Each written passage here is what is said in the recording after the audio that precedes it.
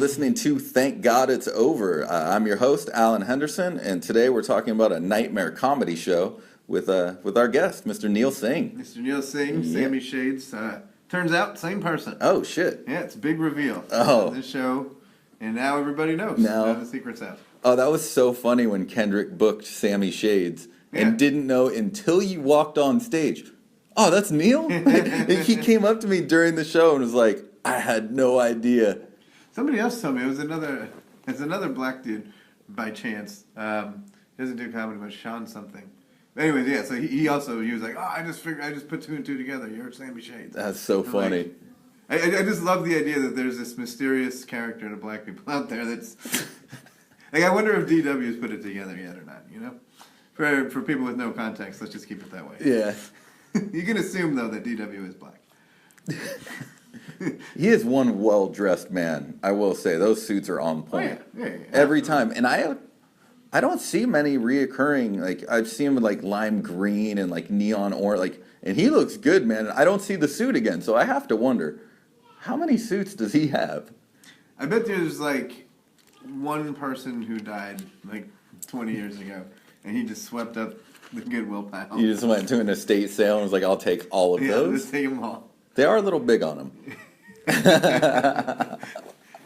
Just like, some other man's, like, years worth of... Oh, that's hilarious. Years and For people listening, they have zero context. They're probably tuning out already. Like, yeah. What the hell are these guys talking about? Who's DW? DW's great. Yes. Not comedically, just, you know, in the sense that every old person is great, you know? Because they lived. They've lived and they haven't died yet. And that's what makes them great. But you know it's going to be greater is when they're fucking dead. Oh, off the rails. That didn't take, 2 minutes? I work in death, you know. Oh, that's right. Yeah. You have a real job. It's a very lighthearted subject. It's my dream job, in fact. I work for a physician-assisted suicide motherfucker. Like, we essentially kill people. So it's just like I never thought I'd grow up to kill old rich white people. Just watching. And that's the job, to guarantee that they're dead. Anyways, I think, yes, we've gone completely off the rails now. Oh, yeah. But it's just very heartwarming for me to be in that position.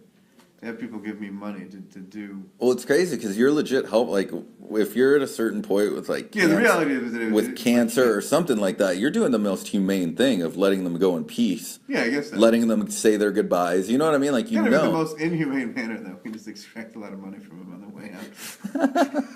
We're like, you don't have to die. You're not going to need this $3,000, right? Like your grandkids.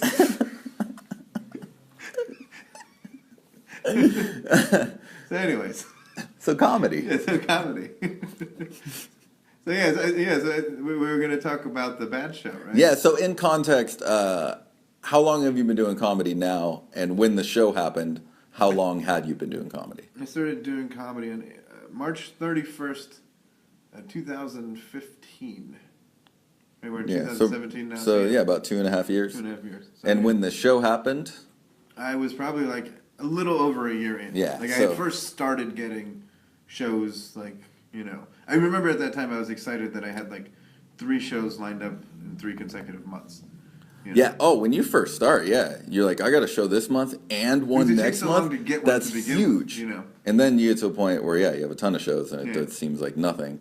Yeah, it's cool. It happens. Well, and for context too, if you're not a comedian, you don't know. Like, I'm 3.5 years, just about 2.5 years. We're babies in this. Yeah. Where people that are big, like someone like Bill Burr, Joe Rogan, those guys have been doing it 30 years, and it took them 20 to get any notoriety. I mean, Rogan did news radio. To like that big level, where you're a millionaire. I think you can make a living on it. I mean, if you're good, 7-8 years. Oh yeah. I mean, someone like Zoltan, you really have to throw yourself into it. Yeah, and someone like Zoltan, who's local. That dude, I mean, he's killing it, and he's like, I want to say, right around 10 years. Yeah. But he's, for years now, made a living off of it. Like, quit his other job. He's out of town almost every weekend, doing colleges and But cruise you have ships. to be phenomenal. Oh, he's a great comedian. I mean, it makes sense on in the national level, right? Every city has a scene to some extent, right? And on the national level, you're only going to get 10 comics a year that you would note out of all of them. So so being a year in, that's very new. Yeah, very new to the game. Anyway, yeah. So it was like this marijuana festival. So I was really excited about it, right? There was, and I, the only entertainment that was there was like the 4 or 5 comics that were on there. So just comedian, no bands, There was no no bands, jugglers, like no. nothing else scheduled. It was just so whatever vendors and then the comedy. So I was super stoked about it. I was like, oh yeah, this is gonna be great. Mm-hmm. I'm gonna go smoke a little bit, whatever. Was that your first time doing a show like that? Yeah. Okay. Yeah. I did. Absolutely. I did first a and couple. only, really. Yeah, this is a bad experience story. So Yeah. like, I learned some lessons there. So anyway, I show up to the thing, and I went early. I had breakfast with my wife, and I was like, you can just drop me off. I'll take an Uber back home later. We got this. I'm good, right? And I show up at 11 o'clock, and I think, and it was indeterminate. In the morning. Right. 11 o'clock a.m. Right, as it opens. Yeah. As this festival opens. And the other thing I was worried about is I don't have a rec. So I wanted to get in before that became an issue. Yeah. Right, so I went in and I was like, oh, I'm a performer. They just like let me walk in. Mm-hmm. Anyways, so when we got there early as fuck, and then Marcus was another comedian on there. Then we get a bunch of joints. Like they're just giving them to us, and then because we're comedians, they're giving us free dab hits. There was like 5 booths with free dab hits, and so we're hitting those. And then there's tinctures and brownies and shit. So everything. Yeah, it's too much. So by like 12 o'clock, we're like shit faced, like barely able to like talk and stuff. And we're still kind of like indeterminate as to what's happening comedy wise. Yeah. So there was kind of like a guy who was promoting the entire thing. Mm-hmm. I think it's Johnny Love. It might be Johnny Love. Anyways, but so he's promoting the whole thing, and then Benji. Another local comedian in San Diego comedian, was doing the comedy portion. It was like Medi Mike and some other pot stuff, whatever. No, I think it was just So it was Marcus, me, Jaleesa, Medi Mike. So it wasn't like a big lineup. It was probably like 6 or 7 comics. And you guys, Medi Mike's been at it for a while. I don't think he does comedy consistently. He used to, but you, Marcus, Jaleesa, at that point are all like a year into comedy. I think Jaleesa's a little bit deeper in, but like I mean it's around that. We'd all and Jaleesa didn't even show up to the thing, so it was just Marcus and I. And anyway, so Benji, we meet Benji, and he comes out. He was very excitable. So that just mentioned his personality, for all fairness. And so he's basically he grabs the mic and just basically in the middle of the crowd just starts saying like we're gonna do. Well, and he doesn't say, he screams. Yeah, at the top of his lungs, like in a scary way. So, which is good because like of the people that were around there, a lot of them backed off, and there was like a perimeter that served as a stage, by virtue of his like aggression. Yeah, he was like So anyway, so there's people at booths and stuff, and he comes out and says this, and so like me and Marcus are like, okay, cool. We don't know what the lineup or anything's going to be, and we just assume he's going to come back. And kind of explain all this. We're like, okay. Oh, and he was probably hosting, right? Yeah. Right. And then the other thing that we realized at this show, so like it was a show that like the whole thing was like put together by Pieheads because one, there was no food in the whole place. The only food that was available was like edibles. Very medicated, right. Yeah. And so there was no like food trucks, tacos, anything of that nature. Oh, there was man. no drinks except for like $2 water. And that guy was just killing it. Oh yeah. But so anyway, so like, and there was no seating of any sort. So like, there was one bench that was kind of like just built into the building, right? Mm-hmm. So me and Marcus sat down there on that bench, and that's like right next to where the stage area was. So me and Marcus are now proceeding to talk over the next half an hour. We're talking about like, what's going on with the show, like how stoned we are, like we could barely we were virtually catatonic. Yeah, basically like, saying to each other. Like, I want to say 20 dabs in. And those Kawa or Kiwa, I think, brownies, the 1,000 milligram ones, those fuck your life up ones. Yeah, I've never had one, but I've heard. Yeah, so they had those in like eighths, and so like I had 2 eighths of a piece, and well, anyway, you know what I mean, 2 eighths of. Yeah. So even that's over 100 milligrams in each one of those. Yeah. And division-wise, yeah. 100 milligrams is a lot. Yeah, fuck you. I mean. Yeah, 25, 50, like those, and not to mention the 2 joints and the dabs, which so we were the freaked out period about going up, and then we became worried about like, wait a second, this thing's a shit show. So like, what happens if So and actually, so it's funny because like Marcus looks at me and he says like, what's the worst case scenario here? I was like, the worst case scenario is they just walk up to us and bring us up right away. and there's no warm up. There's no way to get ready for like. And so, anyway, well, and that's what the host is for. The host is supposed to go up there, kind of give the crowd an idea of, to keep the talking to a minimum, don't heckle the comedians, right. and then tell some jokes for 8 minutes ish, warm the crowd up, get them in comedy mode. And in this particular circumstance, there was the element of them needing to know that something was going on. Right? Period. The crowd didn't the crowd's all sitting at different Well, nobody was there for comedy. Right. So yeah, but nobody went up to them really. I mean, outside of a guy screaming comedy 30 minutes ago, nobody went up and was like, "Hey, there's a thing about to start." You know what I mean? Maybe you want to go and watch the thing. So, anyways, Johnny Love or whatever comes up to us as we're sitting on the bench, and literally goes, "So you guys want to do some comedy?" And me and Marcus kind of look at each other and we're like, "Yeah." And so he said, "All right," and he walked up. Stopped the music, the DJ. He went put mid song. Mid song. And that was the other thing. The DJ was on a second level, so that's why I thought we were going to be on the second level because that would make sense because everybody's attention was kind of drawn that way, anyways. Mm-hmm. But we were on the first, the ground level. Anyways, whatever. So he and he's basically cut the music, and then he just started saying, "Okay, we're about to have a comedy show. Everybody, we have some comedians, what's your name?" And I was like, Neil Singh, and he's like, Nielsen. And I'm like, oh, great.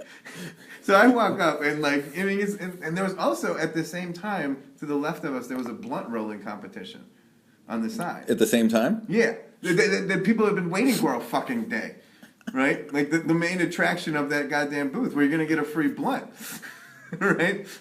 So anyway, so this thing starts at the same time. So there's the whole section of people that are attracted over to the left, and then to the right there's people getting dabs and not knowing what the fuck is going on. So I went up, and the entirety I go up and literally my set was "Hey everybody, comedy's happening. I'm gonna start talking about my dick." You know what I mean? And I'm trying to get people. So there's two guys that kind of turn around and start coming towards us as if I tell one joke about the weed lotion joke. I don't know. You've heard, yeah. Yeah, I've heard it. Yeah, it's funny. Yeah. So anyways, yeah. It's a funny joke. It's a really funny joke about weed lotion and jerking off. And that kind of, it kind of landed, and it was starting to break him. Mm-hmm. You know what I mean? Because it was really awkward. Yeah. It was a really awkward situation. And stoner crowds are the worst because they're so high that even if they do get a joke, they're probably not going to laugh out loud. And if they do, there's a delay. So you're starting your next joke, and then a bunch of people start chuckling and laughing. Oh, the previous one, because they just got it. Yeah, so it's Yeah, the acoustics weren't great out here either. It's just outdoors.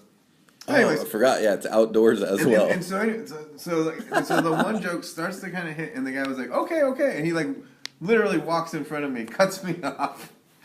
Not even 2 minutes into this. Grabs the mic, and he's like, blah, blah, blah, and then brings up Marcus. Now, was this Benji that did that? No, Benji was still nowhere to be seen. So the host disappeared. The host disappeared. The guy running the whole thing. The whole thing is, yeah. You're 2 minutes in and he grabbed the mic? Less than two. I literally told the initial thing that I said and then that first joke. You know what I mean? So I was it had to be less than 2 minutes in, and he grabbed the mic. That's so bizarre. He was pissed off. You know what I mean? He was pissed off that this comedy thing wasn't working out. And then Marcus went up. And then Benji, so as Marcus was up, then Benji came in, and then he just kept going so he just kept looking at Marcus and going like this. Because basically what had happened was... So you're making a stretch motion. Yeah, that's right, yeah. People can't see that. I'm making... So he's he wanted Marcus to stretch out his set. Now, Marcus is bombing, he's a good comic, but, in this situation... Nobody's going to do well. Nobody, yeah. And then all of a sudden, and you're adding to it because, you have this one promoter who's kind of, menacingly walking around, and then you have Benji who's, making a stretching motion without explaining anything. Marcus who's just on, quote-unquote, stage confused, and an audience that doesn't give a shit about anything anymore. And so high, you and Marcus are barely functional.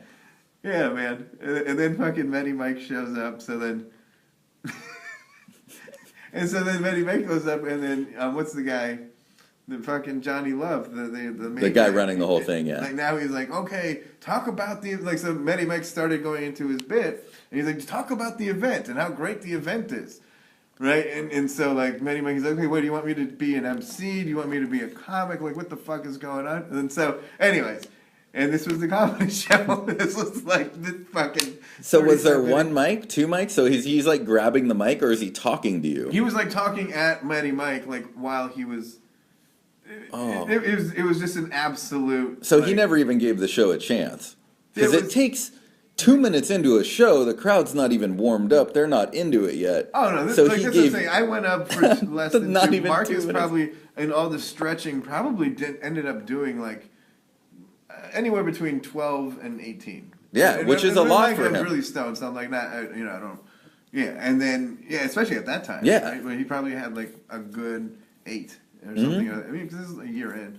And so, yeah, and then that was the comedy show. Did Benji ever go up? No, that's right, he didn't. So the host never went up. Yeah, because and Matty Mike kind of like, I mean, he basically kind of gave up at the end, and it was just kind of like, okay, I don't know if I'm hosting or doing a comedy show, so like, thanks for coming out to this thing, and you know. So how long did that comedy portion last? Like how? I think all in all, probably 30 minutes, Yeah. 30, 35 minutes, but it was just chaos. It was just people running, because remember, it's ground level, so there's not a stage. So, like, everything that's happening, all this running around and, like, holding up, like, the guy grabbing the mic and, like, all this shit. So there was zero stage. You weren't elevated No, we at were all. literally in the, like, So if you're a couple booths over, you can't even see who's telling if the you were joke. 2 booths over, you didn't even know that this was happening at all. Did at any Nobody point? had ever gone out. Nobody actually went out to all the people and were like, hey, there's a comedy show happening. Well, and that's what, again, the host should go up first and go, hey, starting a comedy show. If you can't see us, we're over here. Like that's They could have done so many things differently. That's the whole point of the host is to fix that. Because I heard a funny story. It was really disappointing too, because like I remember me and Marcus. You were sitting all there excited, talking. yeah. We were because we're like, oh, there's so many people here. If we can just get them in, you know what I mean? Like, and we're speculating as to where it was going to be and this and that, and bupkis. It was total. No, I heard that same promoter. I've heard a bunch of funny stories and a couple where I was there for. One of the shows he ran, say it's supposed to start at 8 o'clock. 8 o'clock, all the comedians are there, but no promoter, who also has like the microphone and a cord. So they couldn't even get started on their own. And there was actually some people there ready for the show, audience members. So he gets there like 45 minutes later and just comes rushing in. He's rubbing his nose, going, all right, we're going to do the comedy show. And like runs, and then he's disappearing every 2 minutes into the bathroom. I think, okay. And so he had a girl with him too that night, so. Benji did? Yeah. At least for a little bit. Maybe she was. Oh, yeah. I mean, there was a girl there. Yeah. It wasn't Sandy? It wasn't a friend? Yeah. It could have been Sandy. I wouldn't have recognized. You wouldn't have known Sandy her at that then. time. Because I remember he showed up to a mic with Sandy, but like when I was like a month into comedy, and I'm like, oh, this guy's like making moves. He runs all these shows. He's got a good looking girl with him. I remember. But up till that moment when I met him, you have no idea. I kind of thought of Benji as like this fucking renegade sort of comic. Relevant, right? Because he that year he had been in the Madhouse Comedy Finals, right? The comedy contest finals. Oh, that's the year. Yeah, they almost stopped doing it because of him. Yeah. He screamed racism when he didn't win. So that had happened. So he was, I don't know, in the news, if you will. Mm-hmm, but and then his salty frog thing is falling apart. So I knew he was like a wild card. So no, the show I'm talking about, this is after he was doing frog shows. He gets there late, rushes in, it's chaos. So the show starts, the headliner goes up, supposed to do a half hour. Benji wouldn't light the headliner.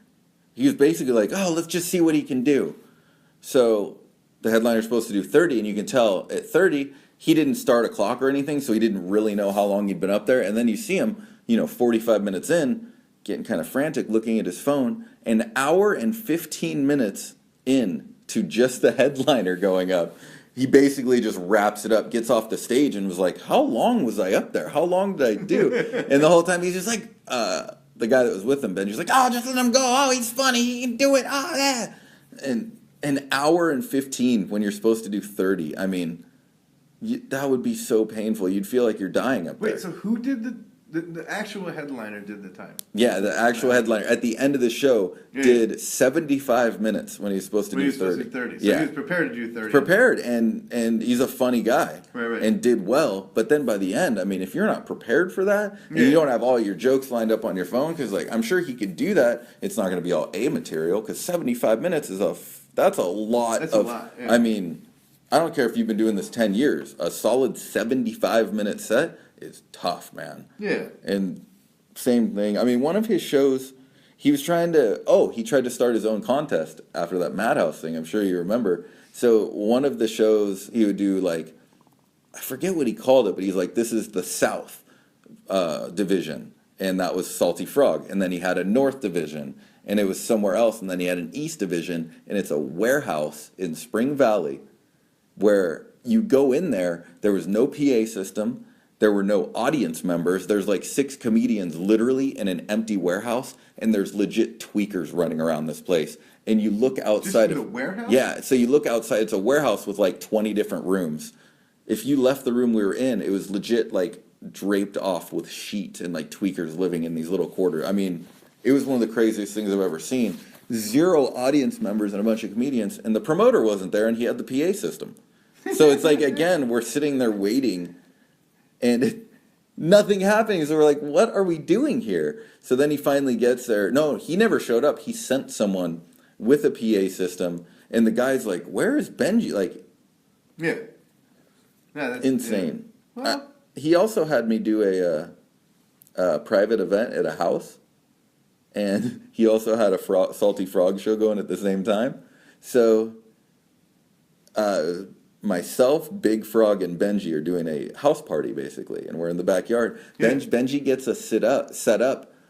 Big Frog is supposed to do like 15 minutes, and then me, and he goes, all right, just keep going. He's like, I'll be back. I got to bring this microphone to the Salty Frog real quick. Da-da-da-da-da. Disappears. I'm like not even a year into comedy at this point. Yeah. In somebody's backyard with Big Frog. Frog did like 6-7 minutes, and just was like, all right, that's it for me, thanks. And I'm like, fuck, you were supposed to do 15. So the same thing. So I just go up there and I start telling jokes. Right. 20 minutes later, I'm like, where's Benji? 25 minutes. I'm like, where the fuck is Benji? 30 minutes. I did a half-hour set I guess it's in someone's backyard. Get time? Yeah. But again, when you're not ready for it, so I'm using my phone for notes, and then Benji storms in, comes up, screams in the microphone for a while, just bombs, never paid me for the show. Well, live and learn. I mean, I never really worked with them beyond that. And I got booked on that show, like, through a friend. So. Mm-hmm. I mean, I'm still kind of happy I went. Just because of all the free weed. I mean, I did so many dabs that day. Yeah, but I mean, in the moment, you're like, this is so terrible. Oh my god! Like the show, it's like yeah, like it just felt empty. Yeah. Like the whole thing, I was just pissed off, and I'm like, no. Well, because you built up, you have these expectations in your head. Yeah. So when you get there, you're like, Well, oh, just no because one's... it could have, with some simple, like, basic Organization, steps, yeah. like just like going around and being like, just tell people that it's happening. Mm-hmm. Put you on the second level, maybe that's not even a big thing, but like basic hosting where you introduce a show and bring comics up front. Yeah. Those things. Like I was saying, set the room, get them ready. Yeah, because there was enough people there where it could have been like. Now, was it so bad? What was the best show you ever? Is there one that stands out as like, that's the worst? Is there one that stands out as the best?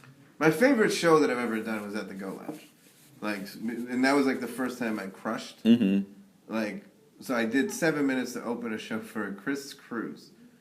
So even though Dan Sanborn, who runs the Go Lounge, is like a good friend of mine now, at the time, like Chris Cruz was the guy who got me in there. Uh-huh. Right, so I was opening for his show and like literally came out for 7 minutes. Everything I said Just hit. I love that venue. And it just got lit up. And Now, was the bad show so bad that if you could just not do that good show and not do that bad show, if you could just... Yeah, absolutely. It was that bad? Well, because at this point I've had so many other comparable or good shows. Like they outweigh like the shitty. So you'd be like, Yeah. let it go. I mean, yeah, close second for bad shows or something like. You ever go to the Second Wind? Navajo? Yeah. So like those shows were. Oh man, the Navajo shows would be really bad too. But that was just because there would be nobody there. Yeah. Those, I mean, it was basically a booked open mic. I had one at the Salty Frog, which actually I was having a lot of fun with that set, but I almost got jumped on stage. So like some lady, like, I just called her a bitch or something. Yeah, you shouldn't do that, lads. Someone threatened Richie at an open mic. At the Salty Frog? Threatened to stab him, and they weren't joking. Yeah, man, I mean, this place is real. But then Richie worked it out, and they hugged it out afterwards. A couple weeks ago at the Go Lounge, there was a guy at the bar who really wanted to fight Miles. And was going to show him his dick at one point. It was, sometimes aggression comes out in weird ways, but so it was in between that. He was like, I'm going to fight you, and I'm going to show you my dick. And then he kept asking him if he wanted to go back, into the bathroom. During Miles' set. For a fight? Yeah, to do some blow? It was very confusing. Wow. So, yeah. And Miles, actually, to his credit, he handled it quite well. He was like, all right, man, let's go to the back. And he, let him there and then, closed the door and came back out? Yeah, he just hung up the mic. Oh, that's hilarious. Walked off the stage. Well, shit, man. Thanks for coming on the podcast. Yeah. And, when we closed on what Miles did. Yeah, what did Miles do this time? God damn it. All right, Alan. Cool, man. Thanks again. Yep.